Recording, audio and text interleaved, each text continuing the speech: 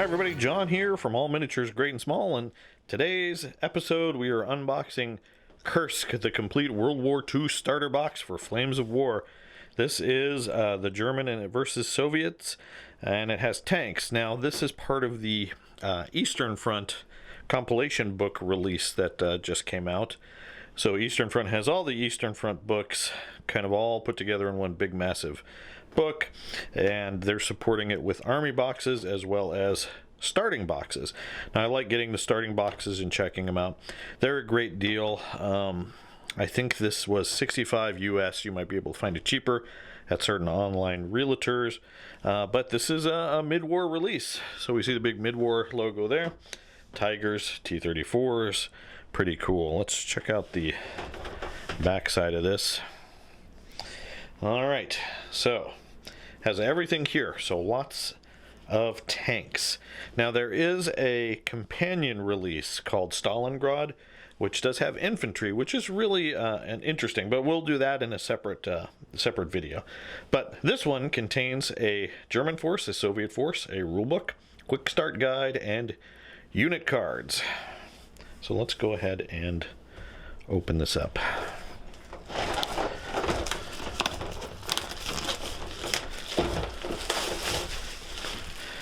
Alright, there's the wrapping. Alright, so we have color-coded plastic, which is really nice, especially for people new to the game, because you can assemble your models and play with them right out of the box, and they're already an appropriate color, which is pretty cool. Alright, so we have track sprues, lots of track sprues. I'm sure these are for the T-34s.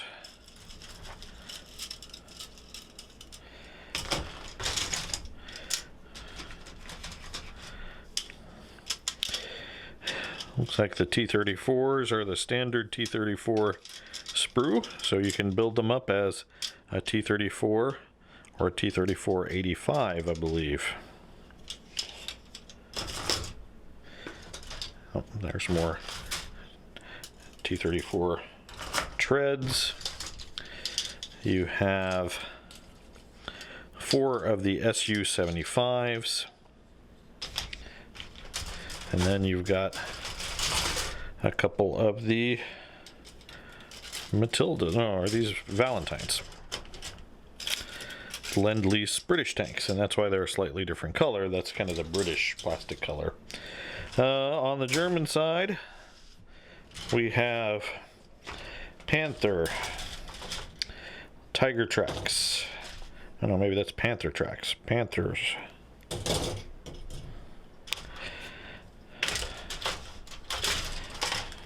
It's just all kind of tossed in here, isn't it? So we have 2 of those.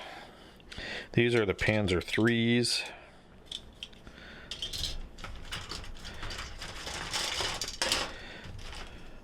There's the Tiger on its own frame. And these are Panzer IIs, I'm sorry, Panzer IVs with the late. Sorry, I can see that there. And we have 2 Panthers, and then these are the turrets, I believe, for the Panzer III lates. So lots of stuff. We've got themed dice. We've got the tank crews. We've got a plastic bag thing. And we've got assembly instructions. Let's take that out.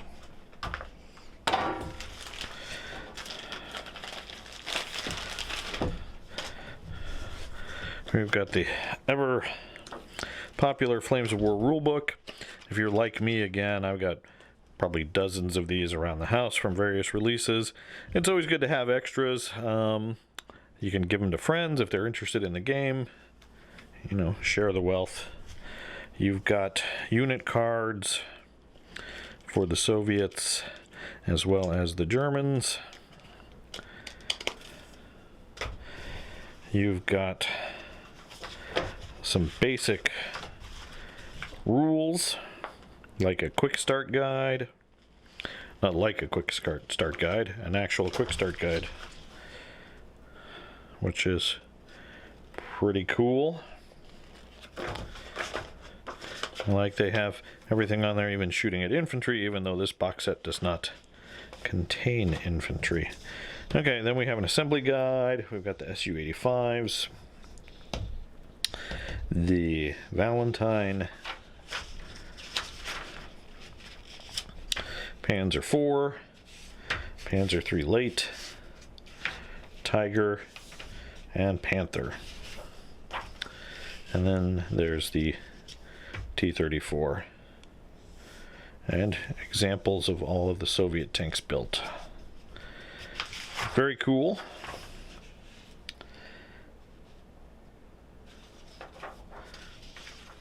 So let's talk a little bit about the contents and what we might be able to make with this, because I have a feeling that points-wise this is not very equal, but maybe I'm wrong. This box set comes with a Tiger as well as 2 Panthers, which in mid-war are very, very expensive. The T-34, these T-34 with the 76mm gun aren't as expensive. So I'm going to actually pause it and do a little math and come back with how much each one of these point forces are. Okay, just a quick eyeballing of the cards. The German force comes to 108 points. The Soviet force comes to 99. But almost half of that is the 4 Su-85s, which come in at, I think, 48 points for 4 of them, which is a big chunk. So so it's a little bit closer than I thought, but still, that's, typically this formation, what they recommend is the HQ is a Panzer IV, then you have a mixed Panzer IV, Panzer III company, or platoon of 3, and then a platoon of 2 Panthers and a platoon of 1 Tiger. For 108 points for only, 7 vehicles, that's pretty thin, but they are pretty powerful.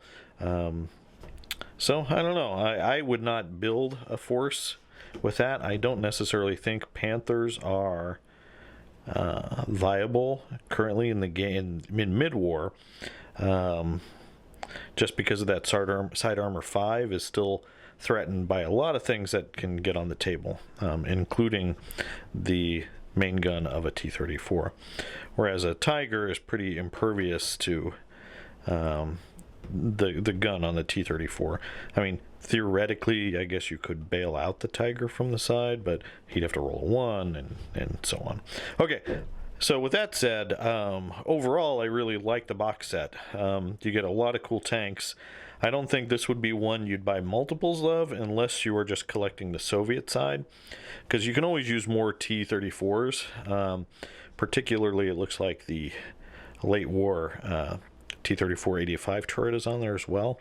So, the Soviet player always could use T-34s. But as a mid-war German player, I don't know if you need all these things, and you definitely would not need 4 Panthers. You wouldn't need to double up on that side. So, okay, let's take a closer look at the plastic before we call this a day.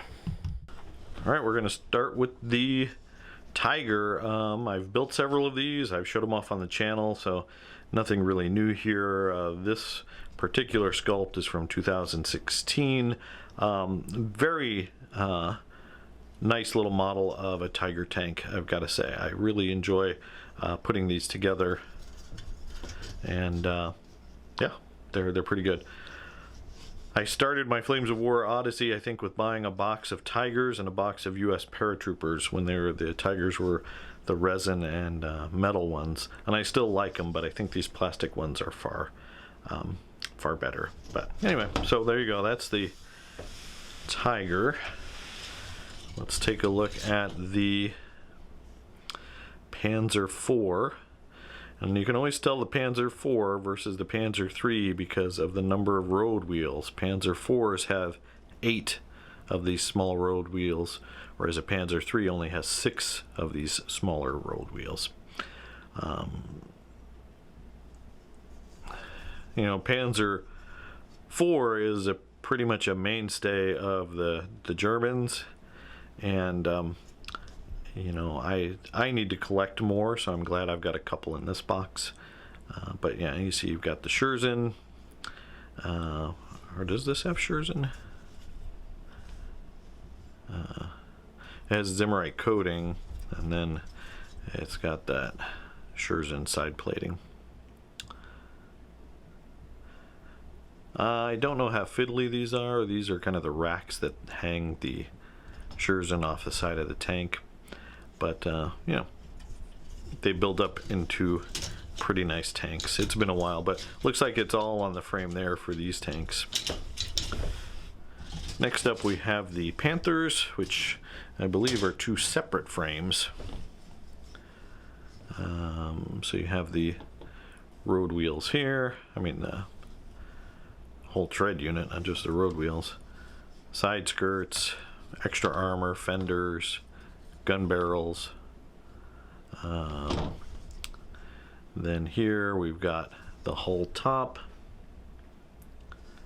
and you can see some of that Zimmerite anti-magnetic mine paste that they put on these things.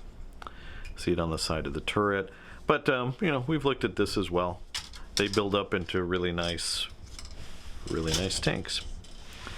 And you get 2 of those. Then we have the Panzer III, and you can see the 6 little road wheels there. Top of the hull, you can swap out what goes in there. So I think this is a complete early war Panzer III. Not early war necessarily, but early mid-war as well. And then it has this upgrade sprue, which gives you the Panzer III M, I believe that says. I don't know if you guys can read that, but it gives you the Scherzen equipped version. So you could build this, which is good for me because I don't want to build the Panzer IIIs with Scherzen. I can build this up as a classic Panzer III without the Scherzen. I think these look cooler without the Scherzen, just because that's what my mental picture of these tanks are. But anyway, it's cool that you have the optional, you know, the optional build path for that. Okay, so that's all the German tanks. Let's take a look at some of the Soviet offerings. And I've got those over here. Okay. So we have the T-34. This is the basic hull. And then we also have the track units for it. And I think all the track units are kind of the same. There we go. And we can see the hull detail. I built quite a few of these. I think any Soviet player is going to have quite an experience. Battlefront is really nice in that you notice that there are both turrets, there are both turret bottoms, so that you can build both turrets completely and swap them out because the hull stays the same. So for example, I have, I don't know how many, but I built both turrets so I can run whatever I have as T-34 76mm or 85mm.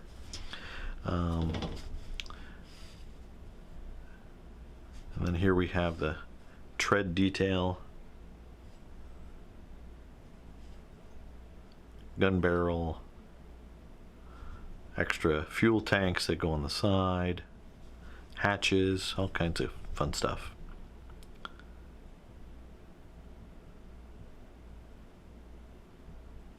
Okay, there you go.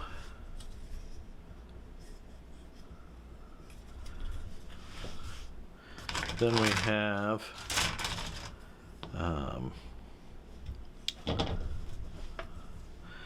actually we have the same, that's the same. Okay. So we got a lot of those. Next up we have the 3 Valentines. I did build a bunch of these, so I don't really think I need these. I think I have 7 of these painted up as Soviets already. But I don't have any painted up as British, so maybe we save these for the British.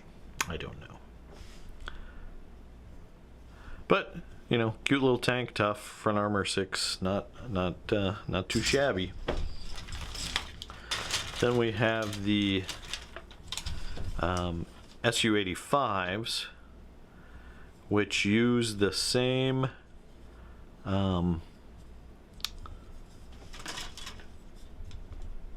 sprue as far as tracks, I believe. I think that's how that works.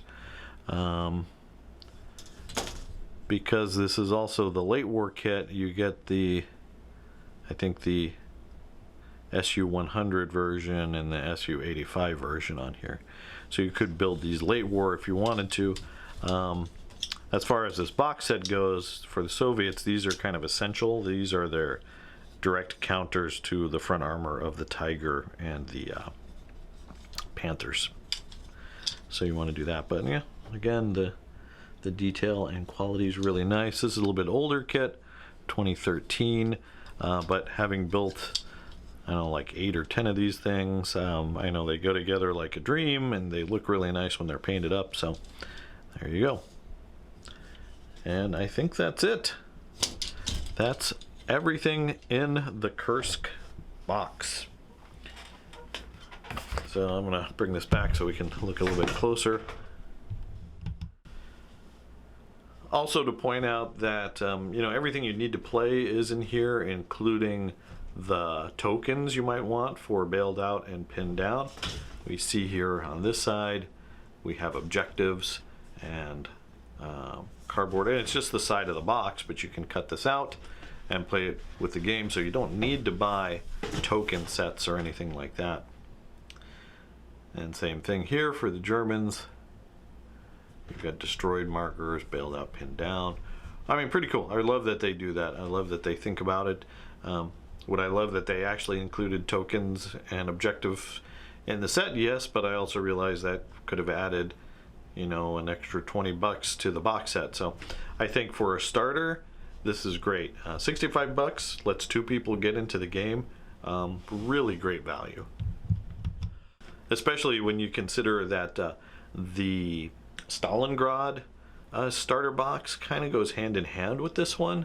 I think they're very complementary.